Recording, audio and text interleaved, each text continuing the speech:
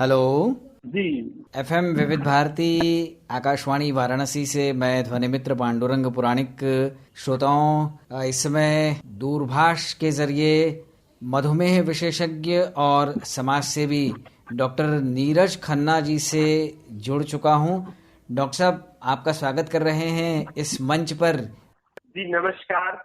मेरे प्यारे श्रोताओं को हमारा उत्साह भरा सादर नमस्कार, प्रणाम। डॉक्टर नीरज खन्ना जी, कोरोना काल चल रहा है और इससे पहले यदि हम नज़र डालें तो जो ये हमारी दुनिया है, जो हमारा विश्व है, या हम कह लें कि हमारा भारतवर्ष है, खुशियों से बिल्कुल कह सकते हैं कि हंसता खिलखिलाता हुआ देश रहा। और ये दुनिया भी अपने एक अलग रंग में झूमती गाती नज़र आती थी। लेकिन एक ऐसा अचानक जैसे झटका सा आया, एक कोरोना वायरस छोटे से इस विषाणु ने कह लें दुनिया को हिला कर रख दिया और अचानक से रंग बेरंग हो गया। निश्चित रूप से हम जहां अपने कार्यों में जुटे हुए थे, प्रगति के पथ पर आगे बढ़ते जा रहे थे, नित नई चीजें करने को उत्सुक थे, लेकिन इसके चलते जैसे लगा कि अचानक से ब्रेक लगा दिया हो किसी ने। सारी चीजें जहां के तहां जैसे रुक गई, ऐसा प्रतीत होने लगा। कोरोना काल में लगने लगा कि ये जो हमारा जीवन है, इस जीवन के जितने रंग हैं अचानक से बेरंग होने लग गए और लगा कि इस कोरोना काल में हमारे जीवन ने बिल्कुल पलटी मार ली है। बहुत सारे सवाल उठ खड़े हुए। उन सवालों के हल ढूंढने का प्रयास पूरी विश्व की जो मशीनरी है, या कह लें चिकित्सा जगत है, ढूंढने में लगा हुआ है, लेकिन अभी तक कोई उसका हल मिलने को तैयार नहीं है। किसी भी तरह हम उस पर प्रभावी ढंग से ब्रेक नहीं लगा पा रहे हैं। आप एक चिकित्सक भी हैं, एक विचारक भी हैं, एक समाज सेवी के रूप में भी हैं। हम आज आपसे चर्चा करना चाहेंगे कि इस कोरोना काल में हमारे जीवन में जो रंगों का बदलाव हुआ है, जो परिस्थितियां बदली हैं, क्या महसूस कर रहे हैं आप? देखिए, आपने बहुत अच्छी बात कही कि हमारी जीवन की गाड़ी है जी वो एक राजधानी ट्रेन की तरह खूब आगे बढ़ रही थी। जी हम आर्थिक रूप से भी उन्नति कर रहे थे, सामाजिक रूप से भी उन्नति कर रहे थे और विश्व के पटल पे हमारी पहचान बढ़ती जा रही थी। लेकिन ऐसा लगता है कि जब गाड़ी बहुत तेज चल रही हो और अचानक इंजन खराब होने से किसी जंगल में खड़ी हो जाए जी और ये पता चले कि अब नया इंजन सवेरे आएगा, तो हम बाहर निकल नहीं सकते, कुछ खा नहीं सकते, कुछ पी नहीं सकते, जी यात्रा कर नहीं सकते हैं, इंजन फेल होने की वजह से हवा लग नहीं सकती है। तो जो वो समय की स्थिति होती है, जी वही दौर से आज हमारी दुनिया गुजर रही है कि सब कुछ ठीक चलते हुए भी हम एकदम असहाय सा महसूस कर रहे हैं। जी लेकिन हमको ऐसा लगता है कि शायद इसके पीछे भी कोई एक छिपा हुआ संदेश होगा जी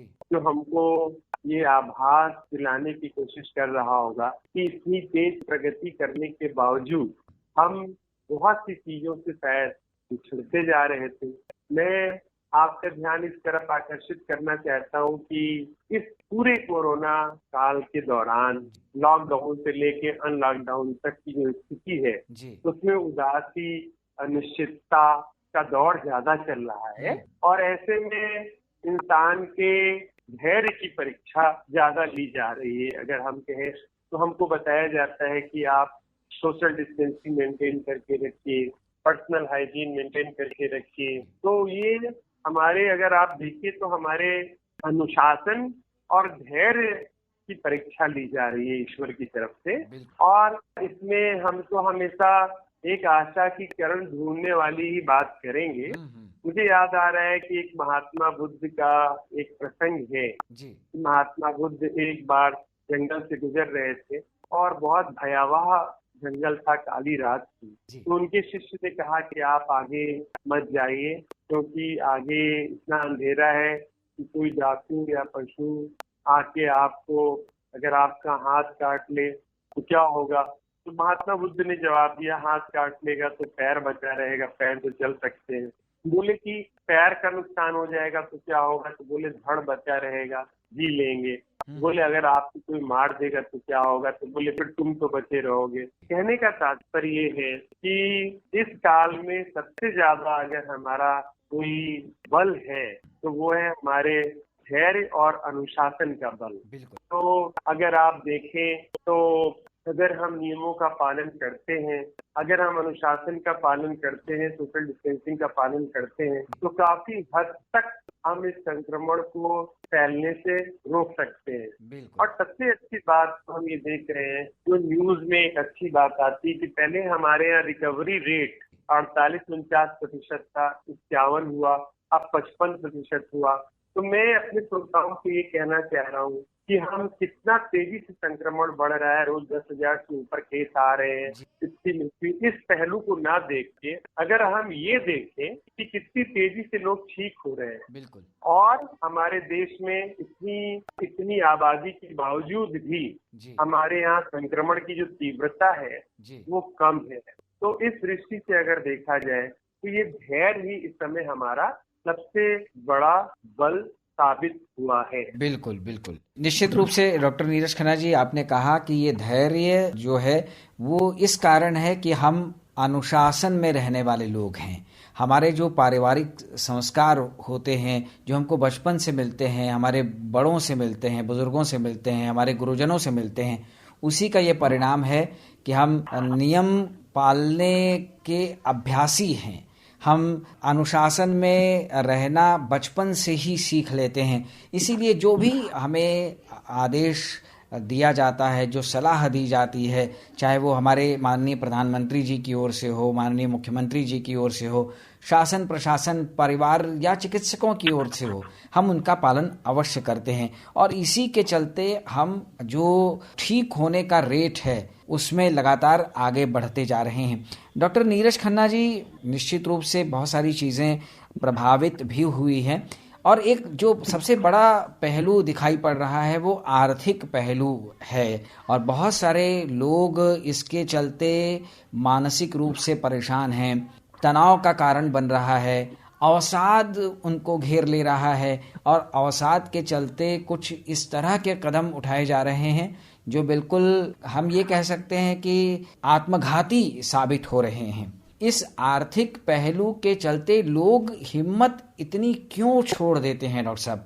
बहुत बढ़िया आपने प्रश्न पूछा है, और मैं अपने श्रोताओं का इस तरफ ध्यान आकर्षित करना चाहता हूं कि हमारे माननीय प्रधानमंत्री जी ने एक बहुत बड़ी बात कई बार अपने संदेश में, राष्ट्र के नाम संदेश जो इन्होंने 2-3 बार दिया, उसमें ये बात कही कि जब इतनी बड़ी परेशानी आई है पूरे विश्व पे, तो कुछ परेशानी तो आपको आएगी ही, है ना।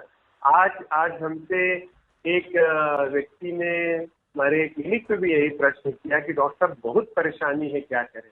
हमने कहा जब बहुत परेशानी हो तो सबसे अच्छा उत्तर यही होता है कि थोड़ा परेशान हो लीजिए, है ना। हल ढूंढने के चक्कर में और परेशान होंगे, तो इससे अच्छा थोड़ा परेशान हो लिया जाए।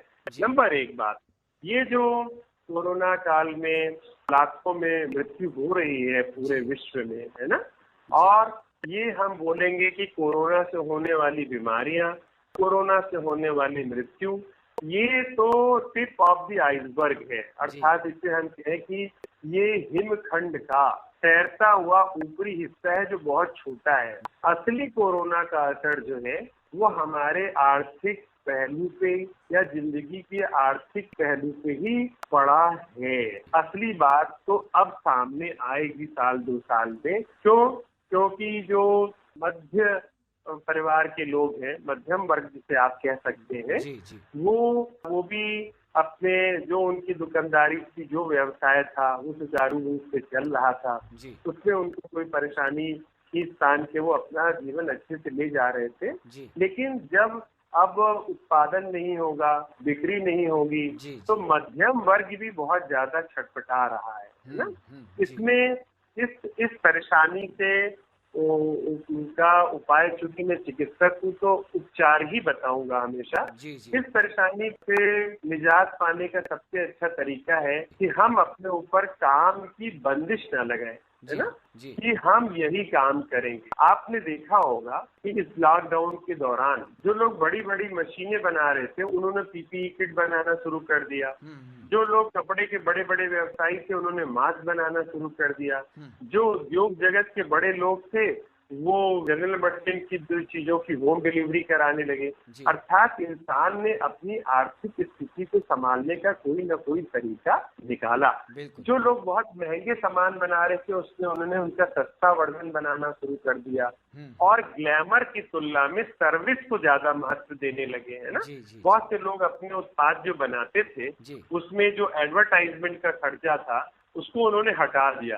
उसकी जगह अपने उत्पाद की कीमत कम कर दी। जो कस्टमर उनके यहाँ बाजार से सामान लेने जाता था उसकी जगह उन्होंने होम डिलीवरी कर दी।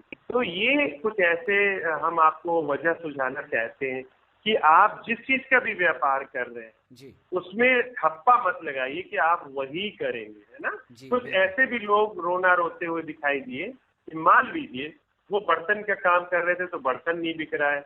हमारा कहने का तात्पर्य अगर बर्तन नहीं बिक रहा है तो जो बिक रहा है आपके पास पैसे नहीं है उसमें पैसे इन्वेस्ट करके श्रम की तरफ बढ़ना चाहिए। और हमको लगता है कि आपको ये बार बार इशारा किया जा रहा है कि दुनिया ग्लैमर से श्रम की तरफ जा रही है।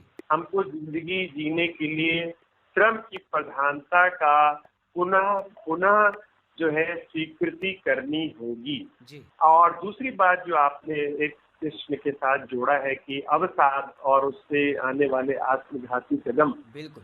तो देखिए इस बात में मैं अपने श्रोताओं को बहुत स्पष्ट एक गुरु मंत्र बता रहा हूँ कि जितने भी मनोवैज्ञानिक लोग होते हैं जब ऐसी घटनाएं घट जाती हैं तब आपको कोई बात बताते हैं। हमको जैसे अन्य चीजों की तरफ prevention is better than cure का नारा हम लेके चलते हैं कि उपचार से भला बचाव होता है, तो आज हम ये मान के चलते हैं कि आगे आने वाले दिनों में बुखार की ही तरह अवसाद फैलेगा, है ना। तो आज क्यों ना हम कदम उठाएं, है ना, अच्छे कदम। तो इस अवसाद से दूर पाने के लिए, दूरी बनाए रखने के लिए, इससे हम बचे रहने के लिए मेरा अपना गुरु मंत्र ये है कि हम अपने कामों को बदलने में बार बार रुचि रखें, लोगों से डिजिटल माध्यम से संबंध बनाए रखें और परिवार की भूमिका को सबसे सर्वोपरि रखें, है ना। क्योंकि दुनिया में जब आपके पास पैसा है, मान है, इज्जत है, शोहरत है तो सभी आपके मित्र हो जाते हैं। लेकिन जब किसी भी वजह से आपके पास पैसे का अभाव होता है या आप अपनी भावनात्मक पहलू में कहीं चोट खाए होते हैं तो एक परिवार ही है जो उस समय आपको सहारा देता है। उदाहरण देके समझाना चाहूंगा। मान लीजिए कि आपने किसी चीज में पैसे लगाए और नुकसान हो गया, तो आपके मित्र आपको ये सलाह देंगे कि तुमने गलती की, हम तुमसे पहले ही बता रहे थे ऐसा मत करो। लेकिन माँ ये आपसे हमेशा कहेगी कि बेटा पैसा आता जाता है, चलो खाना खा ले, सो जाओ। कहने का तात्पर्य है कि ये जो हीलिंग है ये हीलिंग परिवार के अतिरिक्त कहीं प्राप्त नहीं होती है। और दूसरी बात आपसे कहना चाहता हूँ कि जो भी अवसाद से ग्रसित होता है, जो भी सुसाइडल, जो भी डिप्रेशन में रहता है और जो भी वो सुसाइडल अटेम्प्ट करता है या आत्मघाती स्टेप उठाता है, उसके पीछे उसका मूड डिसऑर्डर होता है ना। उसका मूड जो है उदासी से गिर जाता है, उसके अंदर हीनता आ जाती है, लोगों से मिलना जुलना बंद कर देता है। अगर आप परिवार के सदस्यों के साथ रहेंगे तो ये नोटिस किया जाएगा। हमने अखबारों में पढ़ा कि आपने ये सलाह दी कि यदि आप अकेले रह रहे हैं तो आप दोस्तों से बात करें। अरे भाई, जो व्यक्ति पहले से ही अवसादग्रस्त है, अवसाद की वजह से अकेले रह रहा है, अवसाद की वजह से लोगों से दूरी बनाए हुआ है, वो आपकी अखबार में सलाह पढ़ के भी कैसे मित्र से बात करेगा। अर्थात ये आपके साथ जो चीजें गुजरती हैं वो आपके नियर डियर या परिवार और मित्र के लोगों की जिम्मेदारी होती है कि वो उसको महसूस करें और समय रहते ये कदम उठाएं। एक बात। दूसरी बात ये कहना चाहता हूँ कि जिंदगी में सुख, संतुष्टि और शांति का रास्ता अलग है। जैसे ट्रेन दो पटरियों पे चलती है, तो वैसे हमारी जिंदगी दो पटरी पे चलती है। एक होता है नेम, फेम, मनी, अर्थात नाम, शोहरत, सफलता। ये आपको आपके काम से मिलती है, आपके समर्पण से मिलती है, आपकी मेहनत से मिलती है, आपकी कनेक्शन से मिलती है ना। लेकिन आपकी संतुष्टि, आपका सुख, आपकी शांति, इसका रिश्ता नहीं है। ये मैं बड़ी बात कह रहा हूँ, आपको फिर से समझाना है। कोई जना अगर ये मान के बैठ जाएगा तब हो जाऊंगा तो सुखी हो जाऊंगा, संतुष्ट हो जाऊंगा और ज्यादा शांत हो जाऊंगा, यह भ्रम है, यह भ्रम है ना। सुख आपको दूसरी चीजों से मिलता है, संतुष्टि दूसरी चीज से मिलती है और शांति दूसरी चीजों से मिलती है ना। सुख दूसरों के परेशानी को सुनने से मिलती है, संतुष्टि आपको न्याय पूर्वक काम करने से, ईमानदारी पूर्वक काम करने से मिलती है, और शांति आपको अपना दुख सुख कहने से अपने परिवार के बीच मिलती है। होता ये है कि इंसान सफलता और ग्लैमर और पैसे की दुनिया में अपना एक पहलू सुख, शांति और संतुष्टि वाला भुला बैठता है। और कोई भी व्यक्ति अगर लंगड़ा है तो वो कब तक चल पाएगा, नंबर एक। कोई भी गाड़ी अगर दो पहिए पे चलती है तो वो कब तक चल पाएगी। जो आप देख रहे हैं, अभी 4-5 दिन पहले की इंडियन साइकोलॉजिकल सर्वे की स्टडी थी कि सावधान होने की जरूरत है। लगभग 73% जनता देश की अवसाद से गुजर रही है। तो ये इसकी वजह हमने आपको स्पष्ट बता दी है। मेरे जो युवा साथी भी इस कार्यक्रम को सुन रहे हैं उनसे ये कहना चाहता हूँ कि सफलता की दौड़ और शांति की दौड़ दोनों अलग है ना। दोनों के रास्ते अलग अलग हैं और दोनों का समायोजन ही हमारी सबसे बड़ी विवेकशीलता है और वही हमारी योग्यता है। अन्यथा आप देखेंगे जो ग्लैमर की दुनिया में है, फिल्मी दुनिया में है, उद्योग की दुनिया में है, सफलतम इंसान है, उनके बीच में डिप्रेशन और आत्महत्या की घटनाएं ज्यादा होती है। बिल्कुल सही बात। डॉक्टर नीरज खन्ना जी, बहुत अच्छी और बड़े सलीके के साथ आपने अपनी बात हमारे श्रोताओं तक पहुंचाई है। आपने डिजिटल प्लेटफॉर्म की बात की, डिजिटल मार्केटिंग की बात की आपने, तो निश्चित रूप से जो ये लॉकडाउन के बाद अनलॉक होने की तरफ हम कदम बढ़ा रहे हैं और नित्य नई नई चीज़ें अनलॉक हो रही हैं। स्कूल कॉलेज भी बंद हैं, ऑफिस कल्चर बदल चुका है, जो कार्य करने के तरीके हैं वो भी बदल चुके हैं, वो सारी चीज़ें भी ऑनलाइन हो चुकी हैं। हम आपसे जानना चाहेंगे कि ऑनलाइन का ये जो तरीका है वो कितनी संतुष्टि दे रहा है। ऑनलाइन में केवल ऐसा नहीं है कि पढ़ाई ही हो रही है या ऑफिस का काम हो रहा है, वर्क फ्रॉम होम हो रहा है। जो विभिन्न कलाओं से जुड़े हुए लोग हैं वो भी ऑनलाइन अपना प्रदर्शन कर रहे हैं। जो सेमिनार हुआ करते थे, लोग बैठकर आपस में चर्चा किया करते थे, वो भी वेबिनार के रूप में तब्दील हो चुका है। तो ये कितना संतुष्टि देने वाला है और कितना सार्थक है।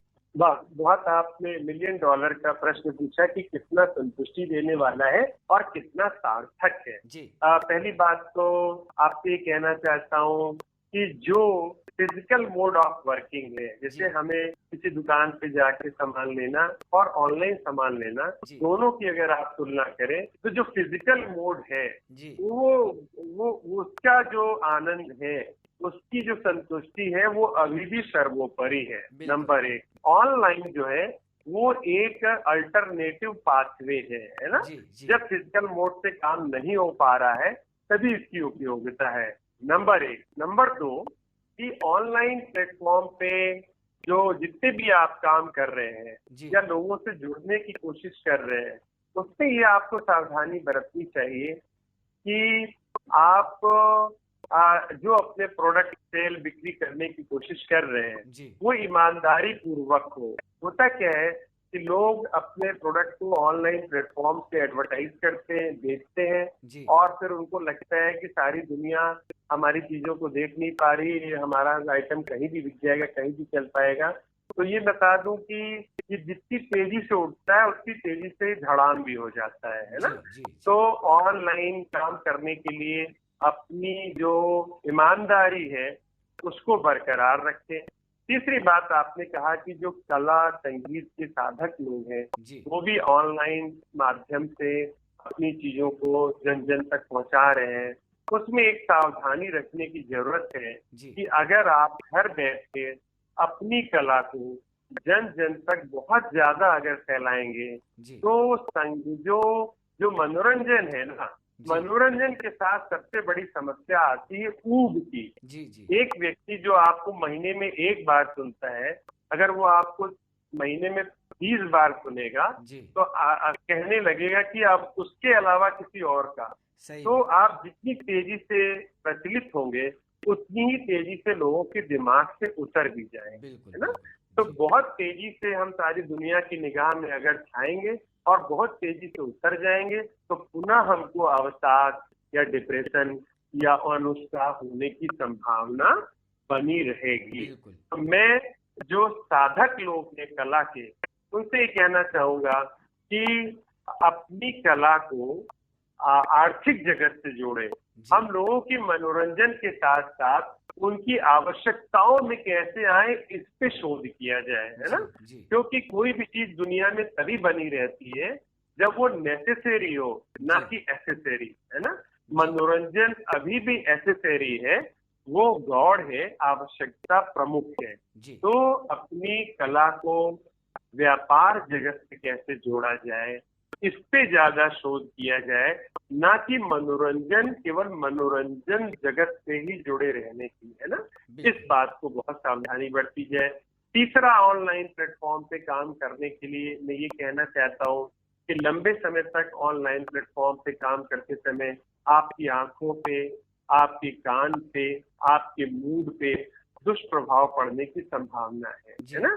मनुष्य जगत का ऐसा स्वभाव है कि वो सामाजिक लोगों से मिलजुल के ही अपने आप को अच्छा महसूस करता है। तो बहुत ज्यादा इस डिजिटल इलेक्ट्रॉनिक दुनिया में खो के अपने आप को बड़ा महसूस कराने की कोशिश करेंगे तो वो आपका, चूंकि जैसे मछली है जल में ही अच्छा महसूस करेगी। आप ये सोचे कि जल से ज्यादा महंगा दूध है, उसको हम दूध में डालेंगे तो ज्यादा पुष्ट होगी। तो ठीक उसी प्रकार से मैं कहना चाहता हूँ कि बहुत ज्यादा डिजिटल प्लेटफॉर्म पे काम करने से आपके अंदर थोड़ा सा मनहूसियत, उदासी और निद्रा की परेशानियां ये सब आ सकती हैं। आपकी आंखों पे और कानों पे दुष्प्रभाव पड़ सकता है। तो समत्तम योगम इतनी उच्चते बोलते हैं ना, तो दोनों में सम भाव रखें। अपना फिजिकल काम को भी बढ़ाते रहे, उसके भी श्रम करते रहे, क्योंकि ये लॉकडाउन ही हमेशा नहीं बना रहेगा। आपको दुनिया से जुड़ने की भी आदत बनाए रखनी चाहिए। बिल्कुल डॉक्टर नीरज खन्ना जी, निश्चित रूप से आप भी टेलीमेडिसिन या टेली कंसल्टेशन उसका उपयोग आप भी करते होंगे और सोशल मीडिया का उपयोग भी बहुत सारे लोग कर ही रहे हैं, लेकिन बहुतायत में उसका उपयोग नहीं होना चाहिए। नहीं तो जैसा कि कहा कि उसके दुष्परिणाम भी हमारे सामने आ सकते हैं, हमारे स्वास्थ्य पर भी उसका असर पड़ सकता है। समय हमें मिला है तो उस समय का हमें निश्चित रूप से सदुपयोग करना चाहिए। तो सदुपयोग करने के और क्या तरीके हो सकते हैं, और साथ में जो हमारे भारत की एक ख्याति है विशिष्ट, अभी 21 जून को ही हमने अंतर्राष्ट्रीय योग दिवस भी मनाया है, वो अच्छे स्वास्थ्य को प्राप्त करने का खजाना है हम कह सकते हैं। तो उसका सदुपयोग हम किस तरह कर सकते हैं अपने खाली समय में, क्या कहना चाहेंगे आप? देखिए, दो प्रश्न आपके मिले जुले एक साथ हैं।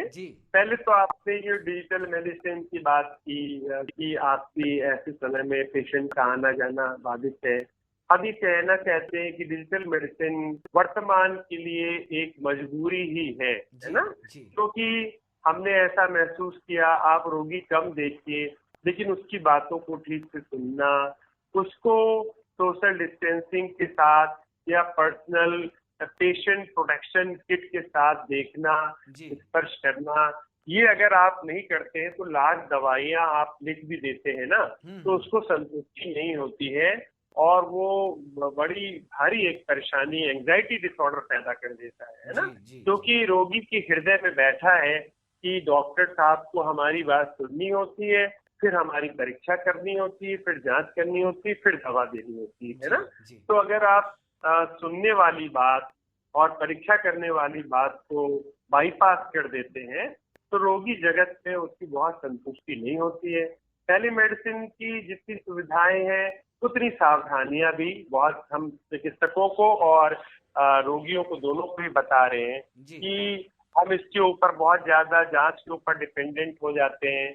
बहुत ज्यादा इलेक्ट्रॉनिक अपरेटस, जैसे मान लीजिए हम ब्लड प्रेशर नपवा रहे पेशेंट का, तो अब हम blood pressure digital BP apparatus से नपवा रहे हैं तो उसकी त्रुटि कितनी होती है इसके बारे में हमें बोध नहीं है। कभी हमारी दवाई ज्यादा जा सकती है, कभी कम जा सकती है डिजिटल मेथड से काम करना। तो मैं ये कहना चाहता हूँ कि जो टेलीमेडिसिन है वो हमारे लिए चिकित्सा जगत का बहुत बड़ा आविष्कार नहीं है। तो ये एक हमारी मजबूरी वश है। जैसे मान लीजिए हम अपने हाथ से नहीं चल पा रहे ठीक से तो छड़ी के सहारे से चल पाते हैं ना। लेकिन कभी हम स्वस्थ व्यक्ति को नहीं कहेंगे कि तुम छड़ी से चलो, है ना। अर्थात छड़ी तभी उपयोगी है जब हमें चलने में परेशानी है। टेलीमेडिसिन तभी अच्छी है जब हमको जो नॉर्मल फिजिकल मेडिसिन देने में असुविधा हो तो, क्योंकि इससे त्रुटियां होने की संभावना बढ़ जाती है।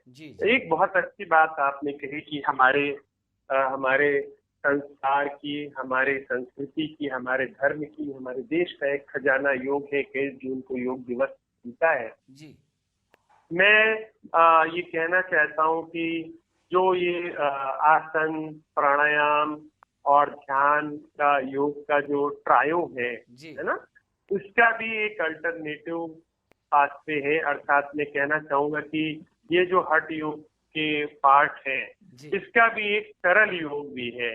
वो सरल योग हमने ये बनाया है कि स्वच्छता, श्रम और मैत्री, आसन, प्राणायाम और ध्यान की ही तरह अगर हम आप देखेंगे कि बहुत से ऐसे आसन हैं जो हमारे कुएं से, जैसे रस्सी खींचने वाला आसन है ना, और नौका आसन, ये सब भी आप देखेंगे तो उसमें आप देखेंगे कि वो किसी क्रिया से मिलता जुलता है ना।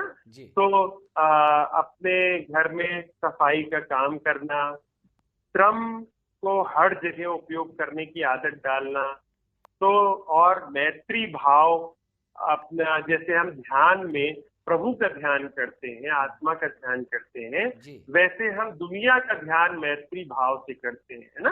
तो लोगों का ध्यान रखने की तमन्ना, जो हमारा मैत्री भाव है, यही हमारा ध्यान है।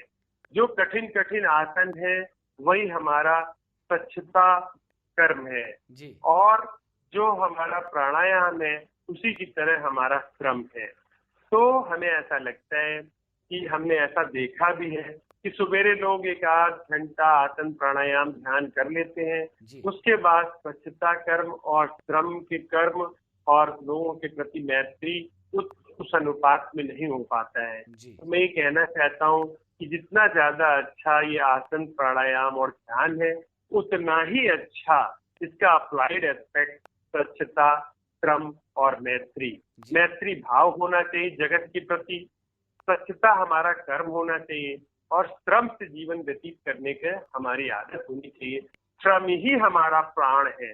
जैसे हम प्राणायाम में प्राणों को साधते हैं, वैसे श्रम करके अगर हम जीवन साधने की आदत बना लेंगे, क्योंकि हमने ऐसा देखा इस लॉकडाउन के दौरान कि बहुत से लोग असफल क्यों हो रहे हैं। उनमें हमने ये देखा कि डिजिटल माध्यम से काम करने से, सोशल मीडिया पे काम करने से उनकी श्रम की आदत छूटती चली गई। और जब भी आप श्रम की कर्म कम करते तो उनको धूप, छां, परेशानी, पसीना सब याद आने लगता है। तो मैं कहना चाहता हूँ कि जो हमारा योग है वो भी अच्छा है, जो हमारा सरल योग है वो भी अच्छा है। दोनों के समन्वय से हम जीवन का यापन करें। इसके साथ साथ हम कभी ना भूलें कि आयुर्वेद जो है वो हमारे जीवन जीने की बहुत बड़ी शैली है। और आप देख रहे हैं कि हमारे देश में इन्फेक्शन का जो अनुपात कम है, ठीक होने का जो अनुपात ज्यादा है, उसकी एक बड़ी वजह ये है कि हमारे यहाँ आदत है, बताया गया है कि सूर्योदय से पूर्व हमको बिस्तरा छोड़ देना चाहिए। जी हमको उस समय सन एक्सपोजर से विटामिन डी मिलती है। विटामिन डी हमारी इम्यूनिटी को बढ़ाता है। जी नंबर एक, जी हमारे यहाँ कहा गया है कि मालिश करके स्नान करना चाहिए। हमारे यहाँ कहा गया है कि जब तक आप स्नान ना कर लें तब तक मुंह में कुछ ना डालें। तो ये जी भूखे पेट रहने से भी हमारे एडवर्सिटी से हमारी इम्यूनिटी बढ़ती है। ये भी बात पे ध्यान देनी है। तो जी केवल जड़ी बूटियां, विटामिन की गोलियां, विटामिन डी की गोलियां की तुलना में अगर हम एक स्वस्थ दिनचर्या का पालन करते हैं जी तो जी हमें ऐसा लगता है कि यह सब पे भारी है। बिल्कुल और जो आज हम बचे हुए हैं, हम अपनी इन्हीं आदतों से बचे हुए हैं। मैं अपने प्यारे श्रोताओं को कहना चाहता हूँ कि सूर्योदय से पूर्व उठना, तेल मालिश करके स्नान करना। आप सीधी सी बात बता दें, आप अगर तेल मालिश करते हैं, शरीर में तेल लगाते हैं, नाभि में तेल लगाते हैं, नासिका में तेल लगाते हैं, तो वो भी एक हाइड्रोफोबिक एटमॉस्फेयर क्रिएट करता है जिसके ऊपर बहुत से वायरस बैक्टीरिया आपके शरीर में एंट्री नहीं कर पाते हैं क्योंकि उनको तेल की फिल्म से अंदर जाने का रास्ता नहीं मिल पाता है। तो एक छोटे छोटे उपाय। तीसरी एक बहुत अच्छी बात, आपको आश्चर्यचकित करने वाली बात बताना चाहता हूँ जी कि इस कोरोना संक्रमण का अगर आप अच्छे से डाटा देखेंगे तो जहां तक मेरे संज्ञान में जिस वर्ग को जी सबसे कम कोरोना संक्रमण हुआ वह वर्ग है हमारा स्वच्छता सेवक, बिल्कुल जो हमारा स्वच्छता उपासक है। जी जी इन लोगों को ये लोग सफाई का काम करते हैं, इनको गंदगी से होके गुजरना पड़ता है। लेकिन आपको बहुत ज्यादा डाटा नहीं है मेरे पास, जी लेकिन जी मैं कहना चाह रहा हूँ कि आज तक हमने न्यूज में, समाचार पत्र में ये नहीं पढ़ा कि किसी स्वच्छता उपासक को, स्वच्छता सेवक को कोरोना का संक्रमण हो। तो बार बार मैं ये कहना चाहूंगा कि मिट्टी के काम करना, गौ सेवा करना, जी गोबर पाथना और खेती क्यारी करना, घर में सफाई करना, कहीं न कहीं आज नहीं तो कल, जैसे हमने गुडीची को स्वीकारा, जैसे आंवले को स्वीकारा, जी जैसे तुलसी को स्वीकारा, जैसे दालचीनी काली मिर्च को स्वीकारा, गिलोय वैसे हमको हाँ, गुडूची या गिलोय या जी अमृता एक ही जी बात है। जी जी तो वैसे ही हमको स्वीकारना पड़ेगा कि गौ सेवा, मृत्तिका से काम करना, मृत्तिका से हाथों का एक बार मार्जन करना, जी कहीं न कहीं सूर्य के प्रकाश में रहना, कहीं न कहीं ये हमको इम्यूनिटी की दृष्टि से, रोग व्याधि क्षमत्व की दृष्टि से मजबूत बनाने का एक सबसे सरल, सस्ता और सुलभ साधन साबित होगा, जो कि हमारे ऋषि मुनि, चिकित्सकों, विचारक और हमारे माता पिता, बड़े बुजुर्ग ने ऐसी हमारी परंपरा बना के रखी है। अगर हम उस रास्ते से जाते हैं जी तो हमें ऐसा लगता है कि हम ज्यादा बचे रहेंगे और थोड़ा भयहीन होके हमारे अंदर आत्मविश्वास ज्यादा आएगा। बिल्कुल। और हमें लगता है कि ये रामबाण उपाय साबित हो सकता है। जी, होगा ही और है भी। जी और आप देख रहे हैं कि 45 वर्ष, 30 वर्ष के लोगों को संक्रमण ज्यादा है, जी 85 वर्ष के लोगों को संक्रमण कम है, जिनकी स्वस्थ जीवन शैली की आदत पड़ी है। तो हमारी बात प्रामाणिक भी है ना? बिल्कुल बिल्कुल। डॉक्टर नीरज खन्ना जी, अंतिम प्रश्न जो मन में आ रहा है वो ये कि काशी मस्ती का शहर कहा जाता है और काशी वासी भी अपना अलग रंग लिए हुए होते हैं। काशी में बहुत सारे तीज त्योहार मेले मनाए जाते हैं। कहीं न कहीं इस कोरोना की वजह से इन सब के रंग में भी भंग पड़ी है, ऐसा हम महसूस कर रहे हैं। अभी हम हाल की बात करें तो रथ यात्रा का मेला जो लगभग काशी में 218 वर्षों से लगातार होता रहा है, इस वर्ष उसमें भी बाधा उत्पन्न हो गई है। तो ऐसे में कहीं न कहीं काशी वासियों की मस्ती बाधित हुई है। उनके जो अलग अंदाज हैं, उनके जो तौर तरीके हैं, वो भी कहीं न कहीं से डावाडोल हुए हैं। काशी वासियों के संबल को बढ़ाने की दृष्टि से आप क्या कहना चाहेंगे? देखिए, बहुत ही हम ऐसे कहते हैं कि बहुत ही मन को खिन्नता होती है जब हमको ऐसा लगता है कि आज मेरे ही मन में आ रहा था कि रथ यात्रा का शाम को दर्शन करने जाते थे, तुलसी से माला चढ़ाते थे, नान खटाई खाते थे, जी ढपली खरीदते थे, गुल्लक खरीदते थे। लेकिन जो इसके बीच में एक आवाज सुनाई देती है, क्योंकि हम लोग हर चीज में, हमने आपसे कहा ना कि धैर्य, तो बहुत से लोगों ने कहा कि देखा भैया बाबा का इच्छा ना ही रहल, है ना, अब की बार प्रभु का इच्छा ना ही रहल भाई, चला अगले साल। तो जैसे काशीवासी तीज त्योहारों में उत्साह बना के रखते हैं, और जब उनके मन की कोई बात नहीं होती है तो वो बहुत जल्दी समाधान भी ढूंढ लेते हैं, और समाधान भी ऐसा होता है, ऐसा लगता है कि कोई दार्शनिक बोल रहा है या कोई साधु बोल रहा है, और बोलने वाला एक आम इंसान होता है ना। कितनी अच्छी बात लोगों ने आज हमसे कही कि भाई जगन्नाथ बाबा का इच्छा ना ही रहल, अच्छी बात है ना, अब बिना उनके मर्जी के कुछ ना ही होला, चला जाकर ठीक हो, बाबा का दर्शन फिर हुई, है ना। कहने का तात्पर्य है कि हम एक तरफ तो बहुत उत्साहित रहते हैं, लेकिन जब कभी हमारे मन की बात पूरी नहीं होती है तो हम बड़े दार्शनिक पद्धति से अपने मन को समझा पाने में भी समर्थवान होते हैं। और जो ये कहा गया है कि ये दुनिया के मेले चलते रहेंगे, आते रहेंगे, इसमें ज्यादा इन्वॉल्व नहीं होना चाहिए। तो हमारे ख्याल से जो ये कोरोना हमको, अगर आपने जो कि अंतिम प्रश्न इसको कहा है, तो मेरा ये अंतिम उत्तर भी बड़ा प्यारा है कि कोरोना कहीं ना कहीं से हमको अनासक्त कर्म की तरफ ले जा रहा है ना। और कहा भी गया है कि संसार में सबसे बड़ी प्रॉब्लम कर्म करना नहीं है, सबसे बड़ी समस्या है कर्म में आसक्त होना, है ना। तो कोरोना कहता है कि छुओ मत, है ना, दूरी बनाए के रखो। और अगर आप किसी दार्शनिक से या योगी से अगर पूछिएगा तो वो भी यही कहेगा कि धन को मत छुओ, संसार से दूरी बना के रखो, है ना। तो ये जो कोरोना है, हो सकता है ये माया के बहाने हमको ब्रह्म का ज्ञान देने आया है ना, कि बहुत आपके पास रुपया पैसा कपड़ा, किसी से आसक्त मत होइए। पहले तो ये आपको वचनों में समझाया जा रहा था, अब प्रत्यक्षता ईश्वर ने करके दिखा दिया है कि सब कुछ रहते हुए जैसे बेकार है। यही भावना अगर अपने मन में रखोगे तो आपको कभी मोह नहीं होगा, कभी आसक्त नहीं होगे, और प्रभु के धाम में पहुंच जाओगे। यही आपका वास्तविक जीवन दर्शन है। जो आपको ईश्वर से विमुख करता है वो है आसक्ति। तो कोरोना हमको अनासक्त भाव की जिंदगी जीने का प्रेरणा देने के लिए शायद एक प्रायोगिक ज्ञान लेके आया है। बिल्कुल बिल्कुल।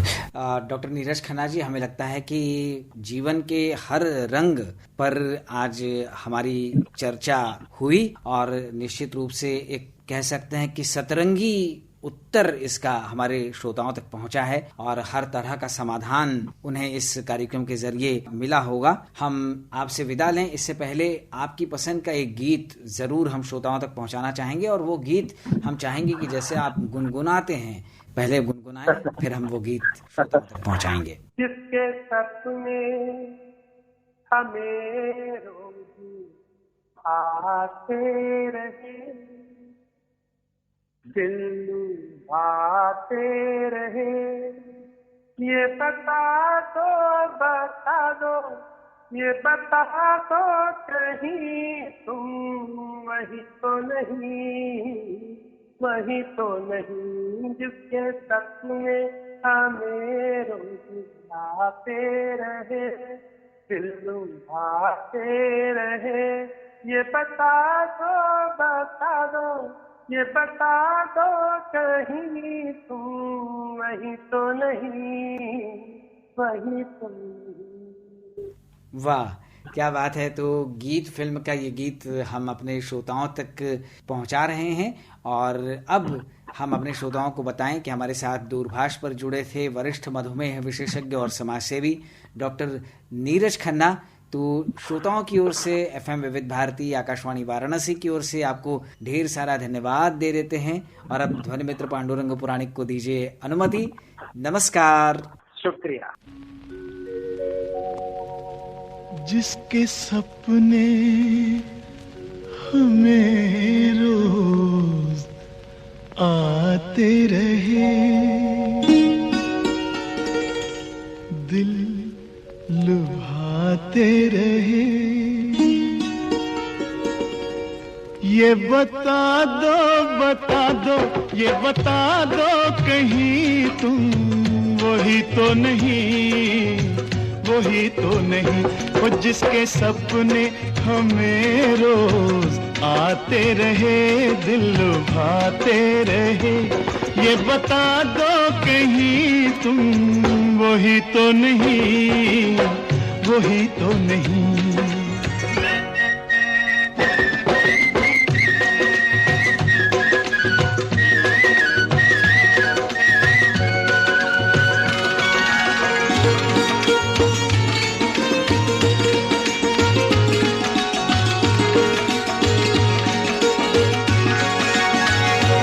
जब भी झरनों से मैंने सुनी रागनी,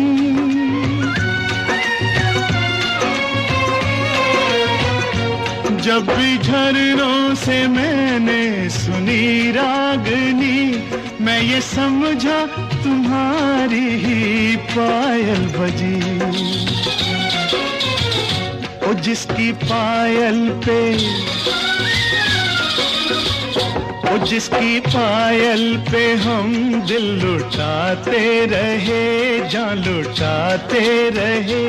ये बता दो कहीं तुम वही तो नहीं, वही तो नहीं, जिसके रोज रोज गीत तुम गाते रहे, गुनगुनाते रहे। ये बता दो कहीं तुम वही तो नहीं, वही तो नहीं।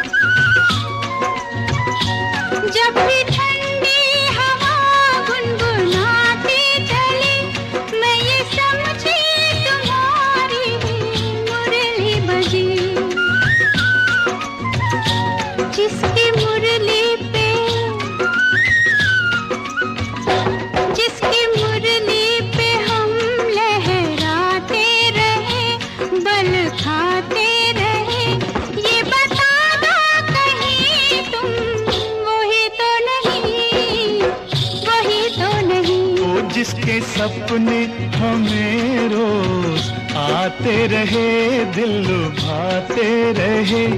ये बता दो कहीं तुम वही तो नहीं, वही तो नहीं।